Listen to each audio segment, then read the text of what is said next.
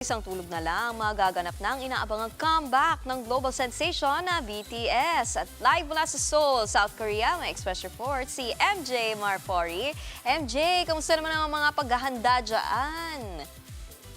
Eto na, napapasayaw na nga ako, Nikki. O, di ba? Napapasayaw na talaga tayo kakatapos ng press conference tungkol sa technical details at pagiging massive nitong comeback ng BTS live dito sa Gwanghwamun. At syempre, pag-usapan na natin, round the clock pa talaga yung paghahanda nila dahil mula madaling araw kagabi hanggang kaninang umaga, my gosh, apakadaming tao. Talagang ready na sila para bukas. Eto, talagang the stage is set para sa much-awaited comeback ng BTS na binubuo na Jin, Suga, J-Hope, RM, Jimin, V at Jungkook. Concert feels na rin sa paligid ng square from the Palace to Seoul Plaza dahil sa mga nagkalat na teaser video sa mga LED wall. Inilatag na rin ang seating sections at event advisory para sa mga bibisita sa lugar.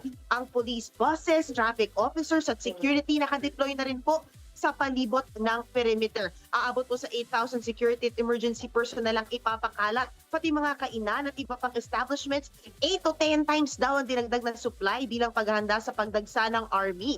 260,000 lang naman kasi na army ang inaasahan mula sa iba't ibang sulok ng mundo at manunood nga ng concert bukas ng gabi. Kaya syempre, kagabi pa lang, madaling araw na pero dagsa pa rin ang army para mag-pictorial sa iconic BTS Netflix steps na ito beside the concert venue. Kabilang dyan, dalawang army from India ang nakausap natin. Grabe, lumipat sila sa Korea dahil sa pagmamahal nila sa BTS. Nandito rin ang ilang Pinoy tulad na lang ng anak ni Kim P. De Leon na si Sammy na solid army pala since 2019. Pakinggan natin ang pahayag nila on why they love BTS.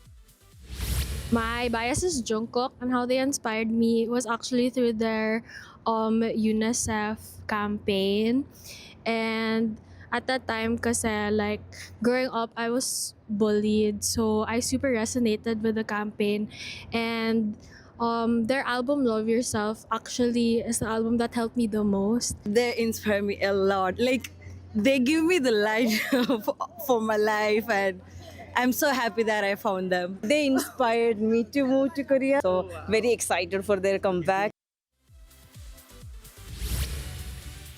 Eto na, Nikki, isang oras tatagal ang concert bukas dito sa Seoul, South Korea sa Gwanghwamun Square at isi-stream ito in over 190 countries sa Netflix. At syempre, mamaya na po, album drop. Naka-ready na ba kayo? 2 p.m. oras sa Pilipinas. Mapapakinggan na natin ang Arirang album. O diba? Bonggang-bongga po yun. At syempre, abangan nyo syempre mga karagdagang detalye, yung mga technical kung gaano ka-massive itong event na ito ng Netflix at syempre yung live event na ito dahil ito ay isang cultural moment para sa South Korea at syempre cultural defining moment din sa live broadcast dahil ito ang unang beses na sa isang historical area na open space magaganap ang isang ganitong ka-massive na concert. But anyway, yan muna ang latest mula rito sa Seoul, South Korea. Back to you, Nikki.